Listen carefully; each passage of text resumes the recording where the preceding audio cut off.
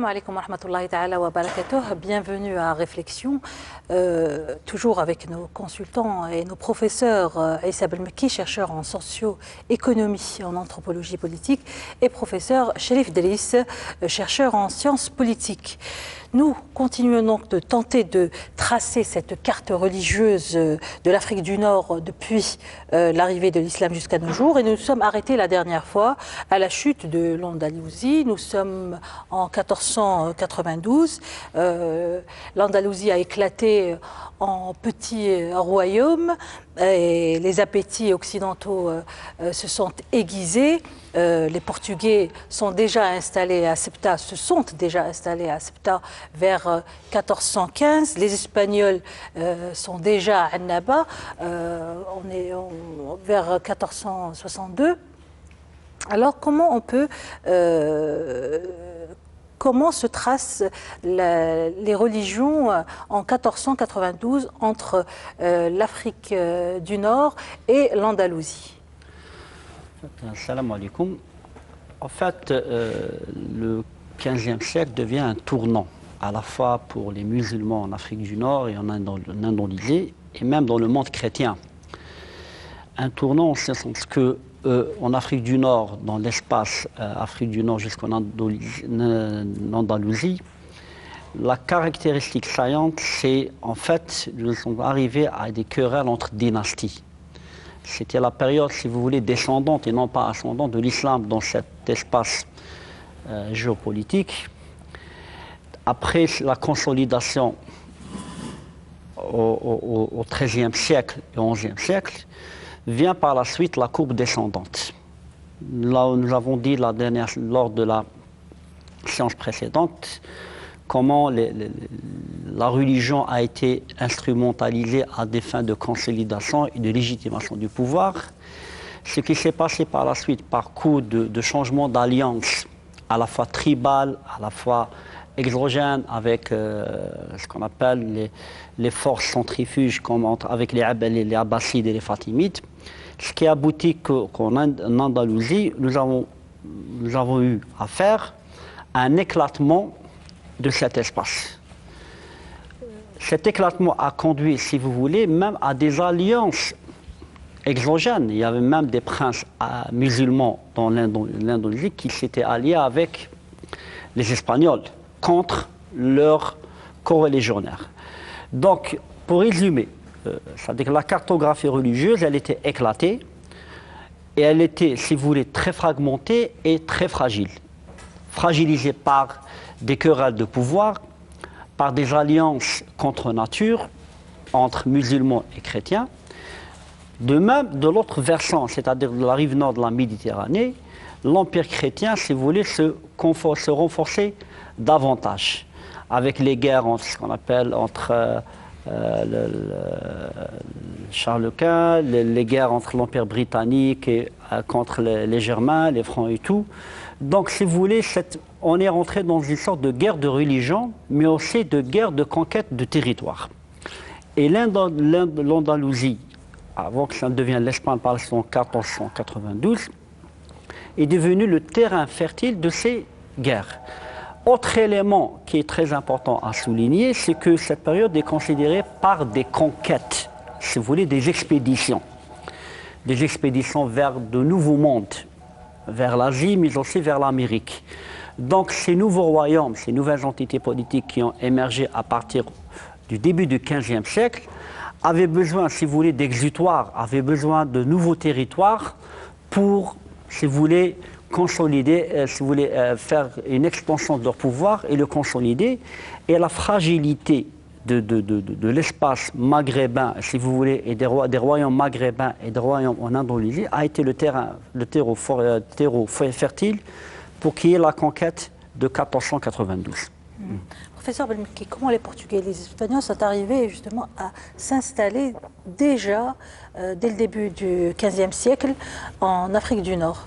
Comment ils sont arrivés malgré la force de la religion musulmane et des musulmans?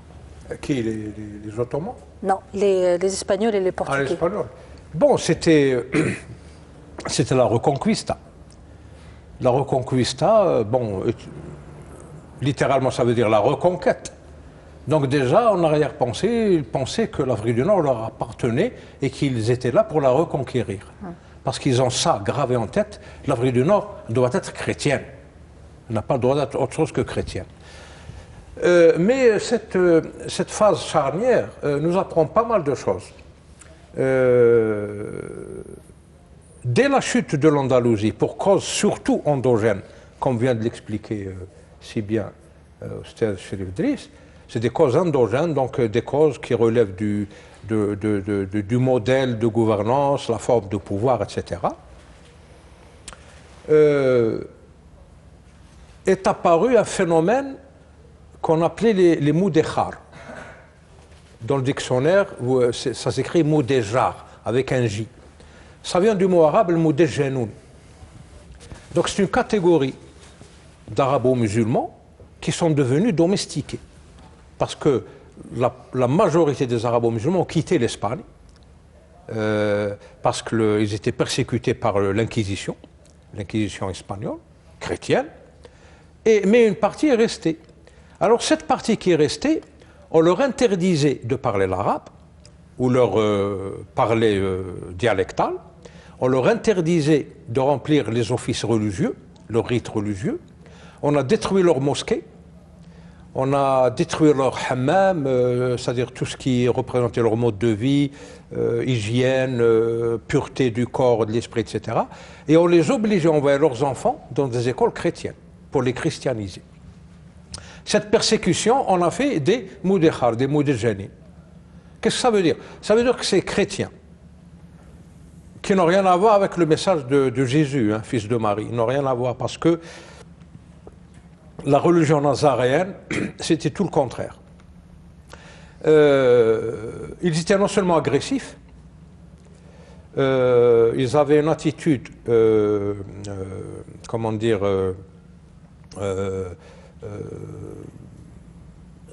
d'agressivité, il n'y a pas d'autre mot, et donc ils se sont mis en tête qu'ils devaient reconquérir ce territoire qui leur a un jour échappé à cause des Futuhat Islamiyya. Alors, ils ont monté toute une armada, c'est la fameuse armada de Charles V, Charles V, pour reconquérir ces territoires. Ils ont commencé évidemment par le détroit de Gibraltar, Septem, l'île, etc.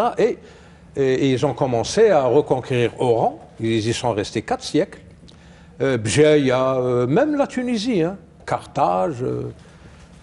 Donc les Nord-Africains n'avaient pas d'autre choix que de demander l'aide des janissaires, pas des Turcs, hein, des janissaires, l'Inkishéria. C'était une force de frappe qu'utilisaient les Ottomans pour écumer les mers, pour contrôler les mers. C'était une force, une arme stratégique. Les janissaires étaient une arme stratégique aux mains des Ottomans. Mais ce n'était pas une armée régulière. C'est une arme stratégique. Mais juste avant l'appel fait aux Ottomans, est-ce qu'il y a eu un recul de la religion, de l'islam en Afrique du Nord? Non, non, il n'y a pas de recul. Ou des conversions au niveau de ces parties-là qui ont été conquises par même s'il y en a eu, Portugais. Ça n'a eu aucun impact sur le tissu général. Il y a même des actions contraires à ce recul. Par exemple, il y a eu une exode de Cordoue et de Grenade, une exode de Ouléma, des centaines, vraiment des savants de le fiqh, la philosophie, etc., qui sont enfuis vers le Maroc, Fès, surtout Fès. Et ils étaient si nombreux qu'il fallait les occuper, parce qu'ils devenaient un peu inutiles. Alors, qui leur a donné qui leur a tendu la perche? Oui. C'est Fatima al-Fihriya. Et le premier des Idrissides, Idriss al-Aoul. Idriss al-Aoul a décidé de construire une université à Fès pour leur donner une plateforme de travail. Donc, au contraire, au lieu de baisser les bras et de quitter cette religion, on a mis en place des structures pour la développer et la conserver. Et vous vous rendez compte, c'est une femme, Idrisside, les Idrissides, les premiers étaient à Kérouan, Qayrawan, leur origine. C'est pour ça qu'on appelle l'université de Fès le Jamia al-Qarawiyya. Qarawiyya, c'est le diminutif un petit peu qui résume Al-Qarawiyyin, c'est devenu Al-Qarawiyyin. Donc un idrisside qui décide de construire l'une des plus grandes universités islamiques du monde, une femme qui décide de la financer de son propre... elle avait hérité de son mari, je crois, et de son père, enfin, c'était un héritage, elle l'a mis en application, elle a investi dans cette université, et elle a même jeûné. Ça, c'est un exemple qui nous donne une idée sur l'engagement forcené dans cette religion de l'islam. Elle a jeûné jusqu'à ce que la mosquée soit finie, l'université. Donc plusieurs années, elle a jeûné plusieurs années, pas comme pénitence, mais pour augmenter son âge, la purification de son âme, de sa foi, etc. Donc, quand on décortique un peu l'histoire de l'Afrique du Nord, c'est plutôt le contraire. Au contraire, le traumatisme de la chute de l'Andalousie a donné à réfléchir à pas mal de gens. Et ils ont pris les mesures pour justement sauvegarder ce qu'il leur restait. Et c'est pour ça qu'ils ont fait appel aux janissaires. Mais quel a été le sort des musulmans qui sont restés en Andalousie et ceux qui se sont retrouvés sous la domination portugaise et espagnole? Quel a été leur sort? En dehors de l'Espagne? En dehors de qui sont restés. Ceux qui sont restés, ouais. Et ceux qui étaient là en Afrique du Nord et qui se sont retrouvés sous la domination espagnole et portugaise. Bon, ceux qui sont partis en Afrique du Nord, ils ne sont pas restés trop longtemps sous la domination espagnole et portugaise. Oui. Mais ceux qui sont restés, ils ont été laminés. Même les Juifs ont été laminés. En 10 ans, ils en ont brûlé 10 000. 1000 par an. Imaginez, une église qui brûle 1000 êtres humains par an, pendant 10 ans. Donc ceux qui sont restés, pratiquement, ils se sont suicidés. Et jusqu'à présent, il y a des moudékhars. On voit bien que c'est des orientaux, des sémites, bronzés, etc., mais qui n'ont plus rien à voir avec la langue arabe ou la religion musulmane. C'est ça le problème. Donc, et le traumatisme de cette inquisition de l'Église chrétienne a sévi jusqu'à nos jours. C'est-à-dire nous continuons de... Ah oui, sous d'autres formes. Oui. Mais alors là, durant les années qui ont succédé à la chute de l'Andalous, parce que l'Andalousie, c'est un secteur géographique, hein, mais l'Andalous, c'est l'État, c'est la civilisation. Alors, ceux qui ont survécu à ce traumatisme, durant les quelques années consécutives à ça, ils ont été torturés d'une façon inconcevable. Récemment, on a découvert dans les sous-sols d'églises des gens empalés. C'est-à-dire, il y a une lance qui les traverse de bout en bout. Ils ont trouvé des squelettes avec une lance qui les a empalés. C'est-à-dire, ils sont allés jusqu'au bout de la torture. Ça c'est des chrétiens qui défendaient les intérêts de Dieu, de l'Église. Et puis, comme l'a dit Oustaz Cherif Idriss, leur instinct de conquête et d'envahisseur s'est répandu sur le monde. Par exemple, la découverte des Amériques, bien après Amerigo Vespucci, je parle de Christophe Colomb. Je parle de découvertes programmées comme Christophe Colomb, etc. Ils ont décimé 90 millions d'Indiens, d'Amérindiens. Il y a même un nombre de religions qui a écrit un livre qui témoignait la Bible et l'épée. Regretté, oui, absolument. Il a donné tous les détails. Il l'a même envoyé au comte qui gouvernait une province et qui était en passe de devenir roi, mais c'était trop tard. Ils ont décimé, au nom de la croix, ils ont décimé toute une nation, 90 millions. Donc c'est ça l'Occident, c'est ça c'est-à-dire vous n'avez même pas les moyens d'être ce que vous voulez être.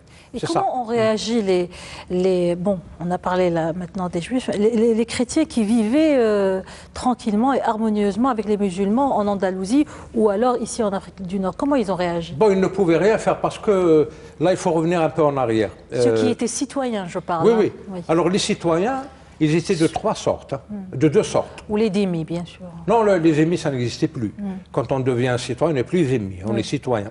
Les émis, c'est les gens qui ne veulent pas embrasser la religion de l'islam, mais qui veulent vivre Oui. À l'intérieur d'une société musulmane. Ils étaient nombreux en Andalousie. Oui, oui, nombreux, mais ils étaient même les yeux des musulmans. Ils les informaient de tous les mouvements de leurs ennemis, etc. C'était une classe sociale qui était amicale, qui était en parfaite fraternité et en harmonie avec les musulmans. Et quelle était leur réaction face à cette agression Bon, pour certains, c'était une réaction d'impuissance. Ils ne pouvaient rien faire. Mais pour d'autres, ils ont émigré aussi. Par exemple, dès le début, Moussa Ben Nosser, qu'est-ce qu'il a fait? Il a épousé une Européenne, une chrétienne. C'est les mariages mixtes. Alors, donc il y a un phénomène qui a commencé à apparaître en Andalousie. Ce qu'on appelait les mouwelladoun. Les mulâtres, enfin, quand un oriental se marie avec une indo-européenne, ça donne un mouwellad. Et ces mouwelladoun étaient nombreux, hein, parce qu'il n'y avait pas de barrière morale ou politique. Les musulmans se sont bien adaptés, les gens les ont bien accueillis parce qu'ils n'étaient pas venus pour faire la guerre aux autochtones, mais ils combattaient l'ego. Alors, les mariages étaient très faciles, surtout que l'islam tolérait toutes les religions. Donc, il y avait un tas de mouwelladines. L'un des mouwelladines, qui est très connu d'ailleurs, c'est le personnage de la pièce de théâtre de Corneille, je crois, le Cid. Le Cid, Rodrigo. Rodrigo, c'est un personnage qui a existé. Oui. Et qui a dirigé le Cid de Corneille, c'est un personnage qui a existé. Et qui a même été à la tête d'une beledia, disons une commune, qui était sous la juridiction d'un musulman. Donc ces mouwelladoun, ils travaillaient en totale harmonie avec les musulmans, les gouvernants musulmans. Ils gouvernaient eux-mêmes. Deuxième phénomène, les Mozarabes. Les Mousta'riboun, les Mozarabes. Les Mozarabes, c'est qui? C'est des Européens chrétiens qui ont décidé de s'arabiser. Donc de parler l'arabe et de s'habiller comme des Arabes. Donc d'adopter la culture arabe. C'est devenu des Mozarabes. Ils ont contribué, vous ne pouvez pas savoir à quel point, aux arts et à la vie sociale en Andalousie. Les arts mozarabes sont connus. Il y a même des églises mozarabes. Qu'est-ce qui a motivé cette forme d'intégration? C'est l'attrait de l'islam. Parce que l'islam, quand on le découvre sous son vrai visage, c'est... vous ne pouvez pas y échapper. C'est ça le... Et pourtant, ils n'ont pas embrassé l'islam, ils sont restés chrétiens. Oui, oui. Mais on peut vivre l'islam sans devenir musulman. Parce que l'islam, c'est quoi? C'est un paradigme. C'est un mode de vie. C'est une construction juridique, scientifique, sociale. C'est un paradigme. C'est une façon de voir l'univers et de vivre dans l'univers. En harmonie avec Dieu et avec son environnement. Donc ils sont restés chrétiens, européens, indo-européens, mais ils sont devenus arabes. C'est le Mousta'riboun. Donc Mouwelladoun, Mousta'riboun. Le problème qui a mis à nu la nature des Occidentaux, surtout ceux qui agissaient au nom de Dieu, hein, entre guillemets, c'est les mots de Janou, les domestiqués. Et la leçon de tout ça, c'est que le monde, surtout méditerranéen, a vu ce qui attendait les Nord-Africains. Si les Espagnols chrétiens, le roi Ferdinand et Isabelle, s'ils arrivaient à reconquérir l'Afrique du Nord, voilà ce qui attend ses habitants. Et c'est là où est apparue, si on peut dire, la force de l'islam, à travers peut-être l'appel de Khaireddine et Arrouj, non? Enfin, c'est-à-dire pour revenir à ce qui s'est passé en Andalousie, cette osmose et cette capacité à faire en sorte qu'il y ait le vivre ensemble entre musulmans, chrétiens et juifs, c'est-à-dire une société multiconfessionnelle, bien que même si l'islam, il y avait la bannière de l'islam qui était transcendante, on peut dire que c'est un petit peu l'esprit de l'Ahd al-Umariya, c'est-à-dire quand le calife Omar al-Khattab, quand il est parti en Palestine, le respect du culte des autres, le culte des autres religions, et de dire que cet esprit-là a été matérialisé en Andalousie dans les premières années, le premier siècle, où on a permis, si vous voulez, que les gens qui ne se convertissent pas à l'islam puissent vivre, puissent accéder à la citoyenneté. Mais malheureusement, ce qui s'est passé par la suite, nous l'avons dit avec des contradictions internes, certains historiens parlent d'un certain relâchement des mœurs, un certain éloignement de la religion de la part de certains musulmans, mais aussi les appétits de conquête des Espagnols. Pour revenir à l'Inquisition, le summum de la violence des Inquisitions avec le père de Torquemada, ce qu'on appelle jusqu'à actuellement la Torquemada, c'est les conversions forcées, ou la conversion ou l'exécution, ce qui a amené à beaucoup de musulmans et de juifs à s'exiler en Afrique du Nord. Donc, après ce qui s'est passé, bien entendu, les royaumes, si vous voulez, de l'Afrique du Nord, les dynasties, se sont retrouvés dans une posture défensive. Laquelle posture alimentée par, comme je l'ai dit, des querelles et des guerres de succession, des rivalités, des alliances contre nature. C'est en ce sens que l'apogée, c'est-à-dire que l'ascension, ce qu'on appelle du royaume des dynasties musulmanes en Afrique du Nord, était en courbe descendante, à la fois politique, à la fois économique et à la fois militaire. À telle enseigne qu'ils sont arrivés à la conclusion qu'ils sont plus capables de se défendre. Preuve en est, les Espagnols sont venus en conquérant, ils sont restés, je crois, 85 ans en Algérie. Béjaïa, qui est le cœur du royaume des Hamadites, après ce qui se passe après, parce que c'était à Msila, après l'invasion des Banu Hilal, Béjaïa est devenu à la fois le cœur d'une dynastie qui est politique, un centre de rayonnement culturel et scientifique, mais les Espagnols, quand ils sont rentrés, quand ils sont venus envahir Béjaïa, c'était dans l'unique objectif de détruire et non pas de reconstruire. À tel enseigne, quand on voit, par exemple, il y a beaucoup de similitudes entre deux villes algériennes, Oran et Béjaïa. Quand on on se déplace à Béjaïa, tout ce qui a existé avant les Espagnols a été quasiment détruit. Il reste quelques vestiges. C'est-à-dire en fait que les Espagnols, quand ils sont venus, il n'y avait pas dans leur intention d'aller vers la conquête d'un territoire, d'aller vers un repeuplement, mais d'aller vers construire une nouvelle entité, si vous voulez, une extension de la civilisation. C'est un repeuplement, c'est ça. Pire qu'un repeuplement. Effacer ce qu'il y a et démarrer avec... Mais ce n'a pas été le cas, pardon, mais ce n'a pas été le cas. Malheureusement, ça n'a pas été le cas.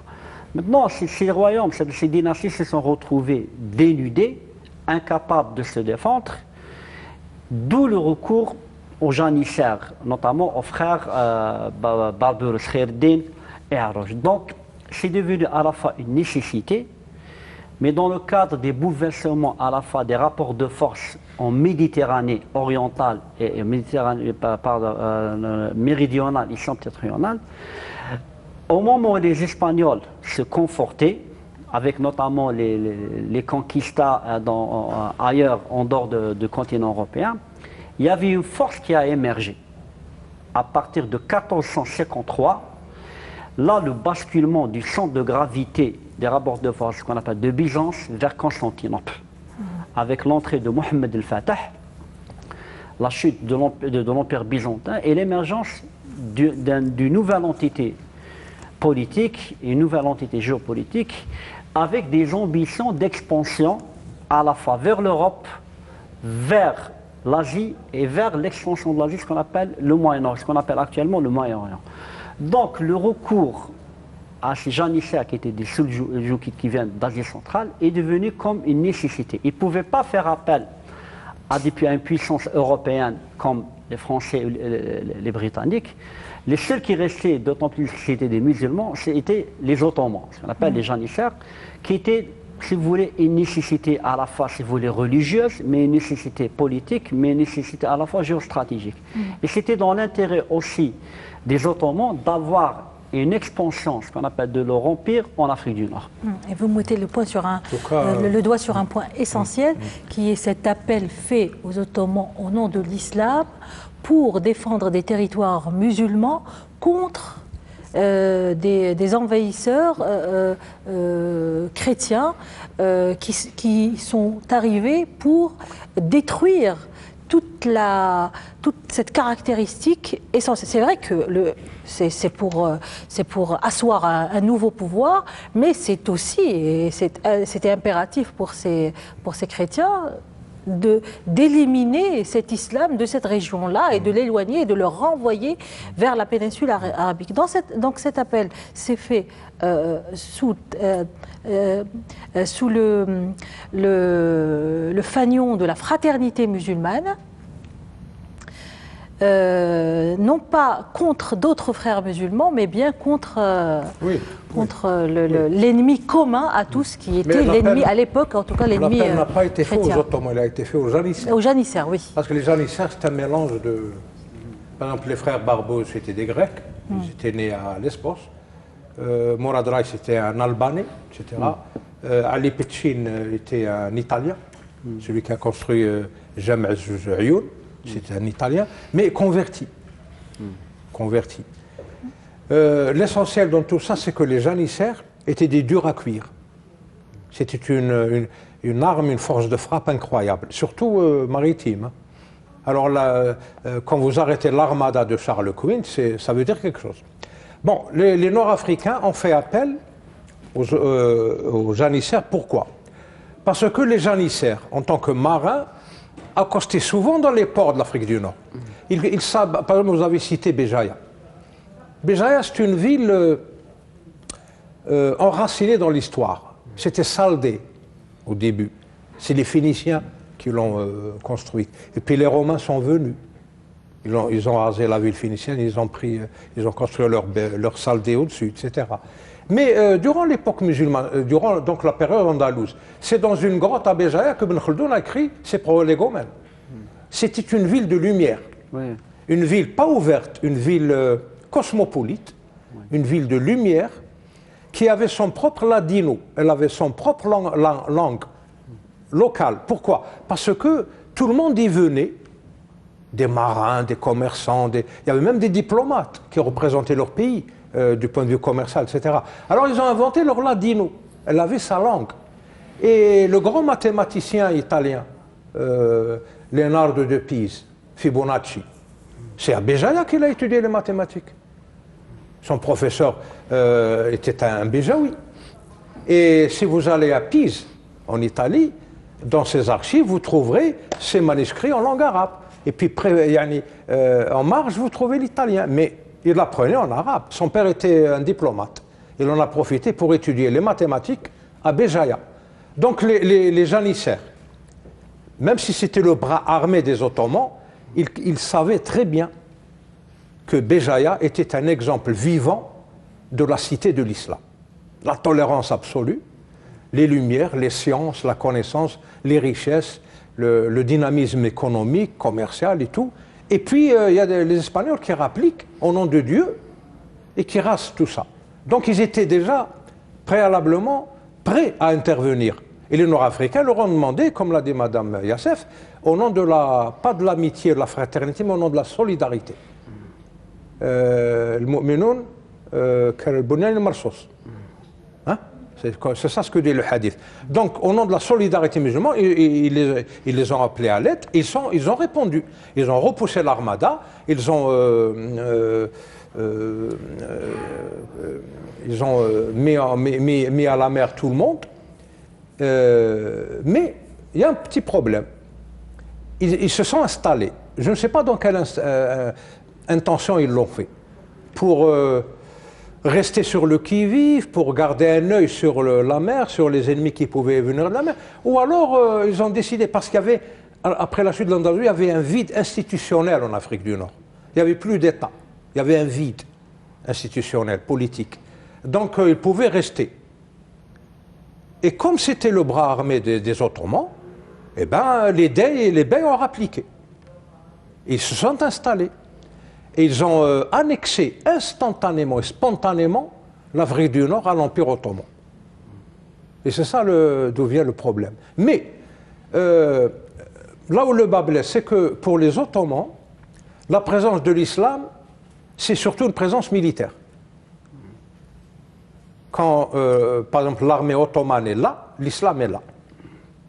Mais l'islam, ils en prenaient soin. Par exemple, vous ne pouvez pas vous imaginer comment ils ont soigné le Jam' Zaytoun à Tunis. Elle a connu ses meilleurs jours sous la domination ottomane. l'encouragement. Sa bibliothèque, je crois, est arrivée à 12 000 volumes. À cette époque, c'était quelque chose de considérable. Et c'est après la chute de l'Empire ottoman que cette bibliothèque a été dilapidée et complètement gaspillée. Et quels sont les rites qui étaient pratiqués durant Il y avait une liberté rituelle. Les quatre écoles, je dirais pas dogmatiques, mais juridiques de l'islam étaient pratiquées. Mais il y avait une prédominance de rites hanifite et malikite. Hanifite parce que les Ottomans étaient là, et malikite parce que la plupart des Nord-Africains étaient malikites. Mais là où il y a un mufti malikite, il y a un mufti hanifite. C'est-à-dire les gens étaient libres d'appartenir à l'école juridique qu'ils voulaient. Rien n'était imposé. Ils avaient même le même salaire. Par exemple, les deux muftis de Jam' Zitouna étaient payés le même montant. Et s'il y avait des waqfs, parce que les gens, ils faisaient des waqfs, des richesses, de l'argent. Il y avait des waqfs réservés aux muftis, à l'institution du mufti, de jurisprudence. Et bien, il les partageait équitablement. Et comment se faisait le règlement des litiges? Puisque le hanafite, c'était celui des Ottomans et le malikite, c'était celui... Pas celui des Ottomans. Le hanafite, c'était le mufti des hanifites. Ça peut être un nord-africain. Donc, c'est à moi, le client, d'aller au bon endroit. Si je suis hanafite, je vais voir M. Sevdis qui est hanafite. Si je suis malikite, je viens vous voir. Parce que vous êtes malikite. C'est-à-dire le choix, c'est le citoyen qui le fait. D'accord. Il n'y a pas une... Ça ne posait pas de problème de division? Ah, jamais. Il n'y a jamais eu de problème. Enfin, l'histoire n'a enregistré aucun problème à ce propos. Jamais. Les Nord-Africains ont toujours vécu en harmonie, comme ils l'ont toujours... D'ailleurs, après la généralisation de la foi musulmane, il n'y avait plus de problèmes de ce genre. Tous les problèmes qui occurraient étaient des problèmes politiques, géostratégiques, militaires, etc. C'est clair. Hein.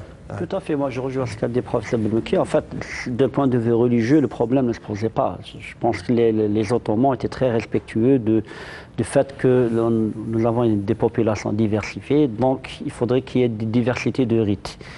Et même si les deux rites qui étaient prédominants, c'est le malikisme et le hanafisme, mais le problème était d'ordre politique. Déjà, il y avait un problème de langue, le turc.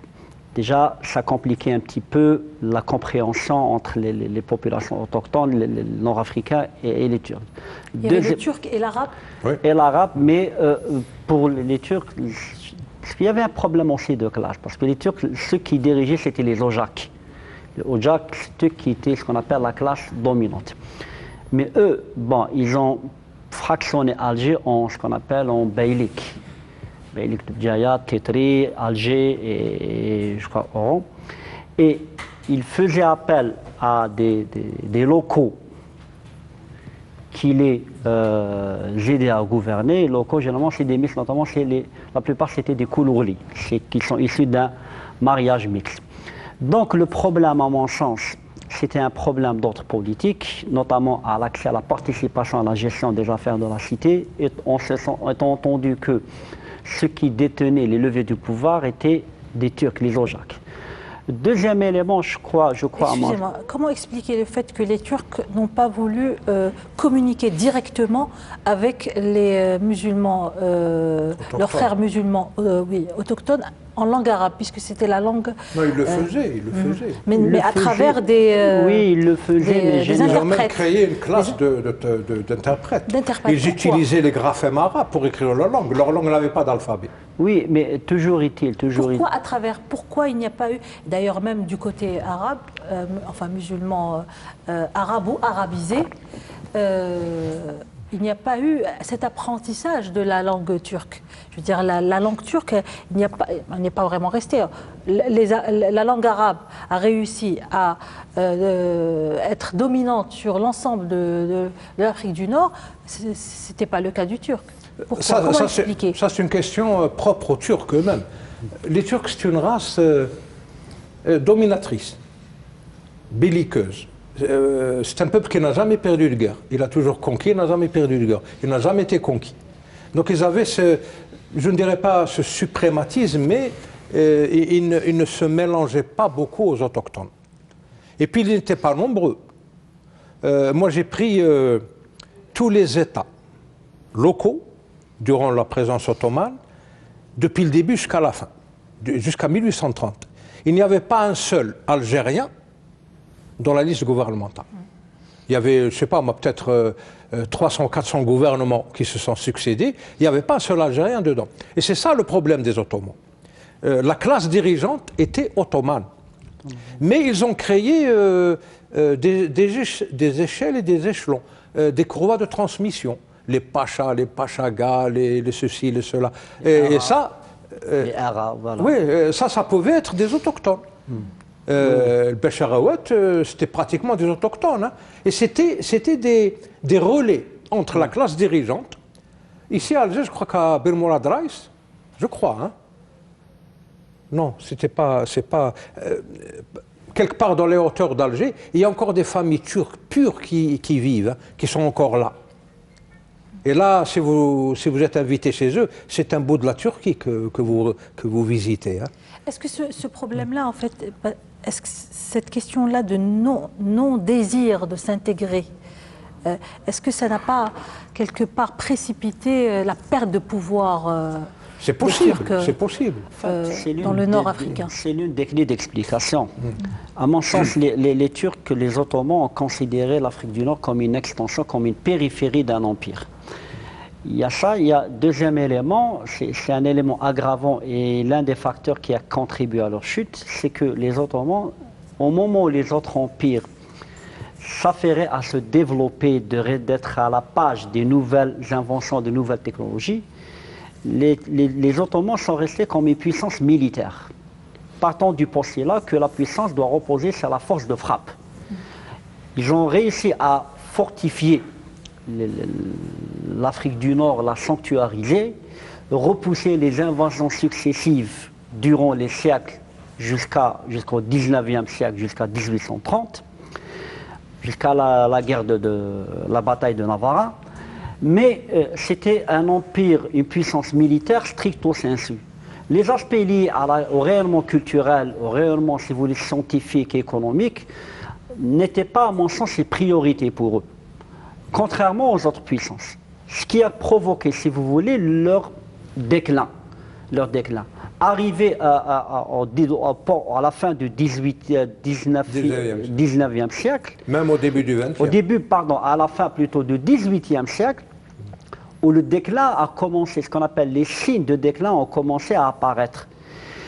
À un moment donné, ils se sont dit que finalement, cette Afrique du Nord, ces Nord-Africains, nous les avons aidés, nous les avons protégés, nous en avons profité de la richesse de leur territoire, mais en contrepartie, c'est-à-dire que maintenant, quand il s'agit de préserver l'Empire, la protection, si vous voulez, de l'Afrique du Nord devient quelque chose de secondaire. Là, l'une des erreurs, je pense, on cite de ce que nous avons dit, même d'un point de vue politique, par rapport à la population autochtone, ils ont créé une sorte de barrière vis-à-vis d'ailleurs le nom de Beylik, qui ressort actuellement, c'est une invention turque, c'est le rejet de l'autre, ce qu'on appelle les populations. Le rejet du pouvoir. Du pouvoir, notamment à travers l'imposition de taxes qui était très rédhibitoire, qui a causé, si vous voulez, des dissensions entre le pouvoir beylical et les populations autochtones. Il y a si vous voulez, ces distances, ces rideaux qu'ils ont installés avec les populations autochtones, notamment à travers la langue. Ils ont essayé de s'arabiser partout juste mais ils n'ont pas fait en sorte d'utiliser l'arabe et même d'utiliser le turc comme un élément, si vous voulez, de conforter ce lien entre les Ottomans et les populations locales.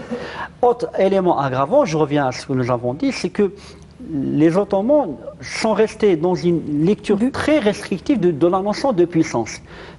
À savoir que pour eux, la puissance, c'est la force de frappe. Être puissant d'un point de vue, c'est la puissance maritime, une force de frappe navale. Mais cette force de frappe navale et militaire s'est avérée avec le temps qu'elle est devenue désuète et obsolète face à une force de frappe européenne qui est devenue très performante. L'exercice, en fait... Oui, allez-y. Ça ne les empêchait pas d'être,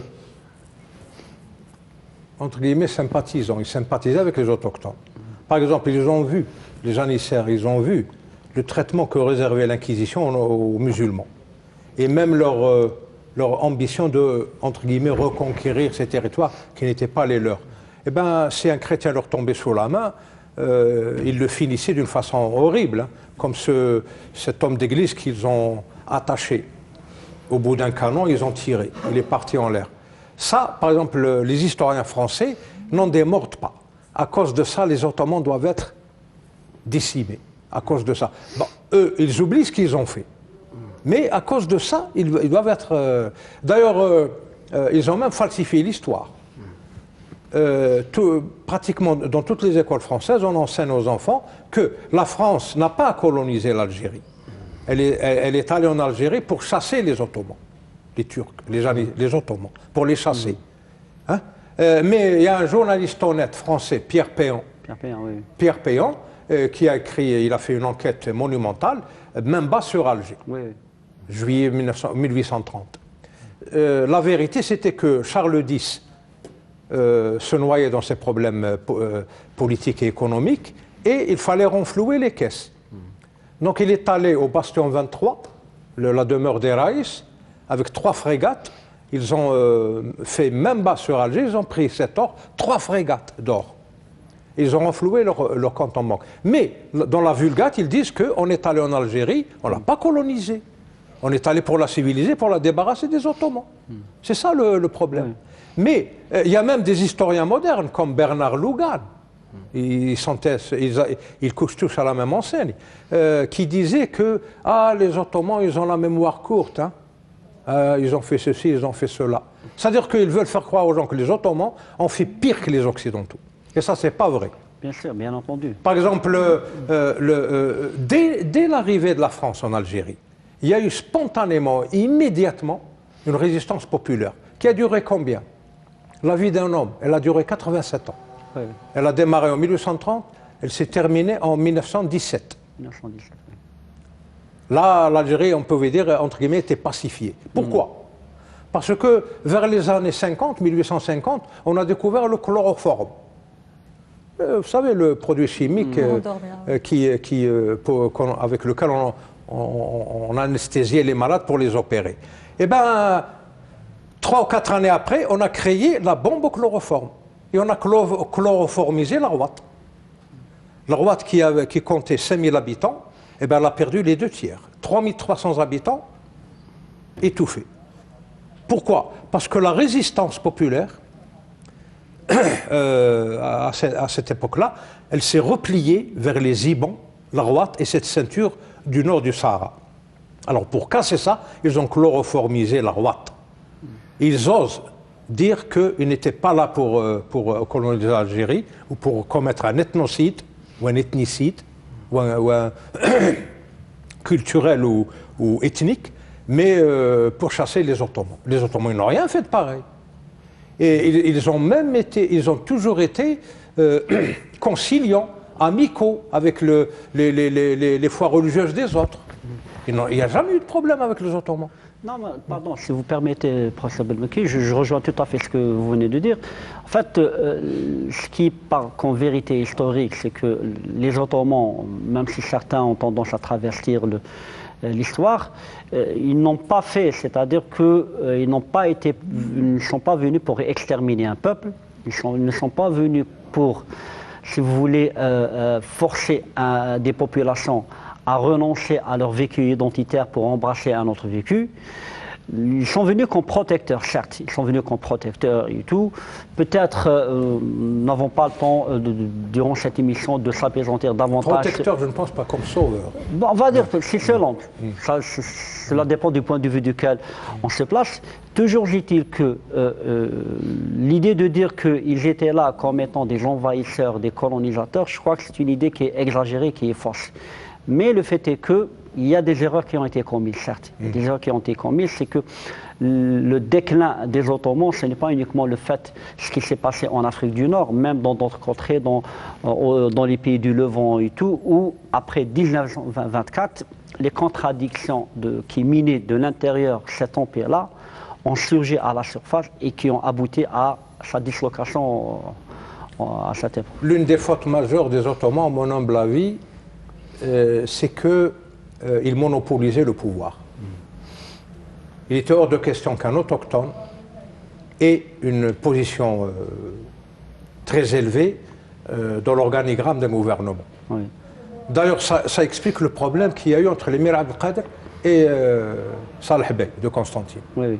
Pourtant, Salah Bey était à moitié algérien. Sa mère était des Benguène, elle était algérienne. Oui, oui, mais quand l'émir Abdelkader est allé le voir, non, c'est lui qui l'a appelé. Quand ils se sont rencontrés, il lui a demandé de combattre les Français ensemble. L'émir Abdelkader lui a dit sous quelle bannière? Moi, je viens de fonder un État, l'État algérien. Et vous, vous représentez le Bab el-Ali, la porte sublime à Istanbul. Sous quelle bannière on va s'unir? C'est moi qui ai des droits, c'est pas vous. Vous, vous êtes venu de l'extérieur. Mais moi, je suis de l'intérieur et j'ai fondé un État. Donc c'est à vous de vous joindre à moi, sous la même bannière. C'est pour ça, c'est ça le problème technique qui les a empêchés de s'allier contre la France. Et c'est pour ça que Qerta, Constantine, est tombé. Et c'est pour ça que l'émir Abdelkader a été battu. Surtout que les Français ont utilisé des Algériens dans leurs troupes pour combattre l'émir Abdelkader.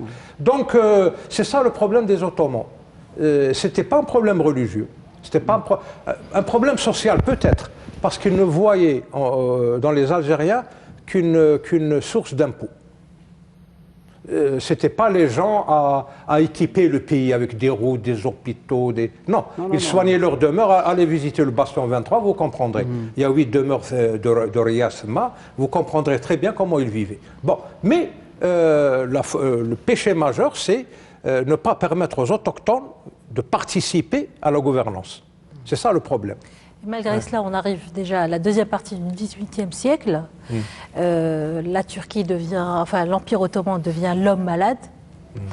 Et malgré tout, il y a une forme de solidarité qui va s'exprimer avec cet empire. Parce que, à tort ou à raison, à mon avis c'est à tort, hein, on considérait ça comme un califat.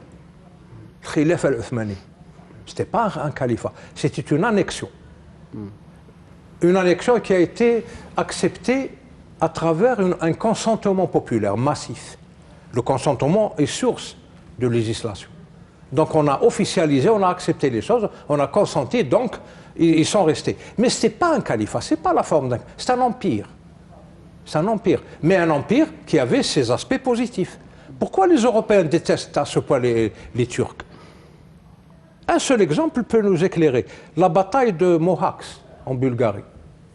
Ils ont donné une leçon aux Européens qu'ils n'oublieront jamais. Pour eux, les Turcs, c'est des têtes à casser.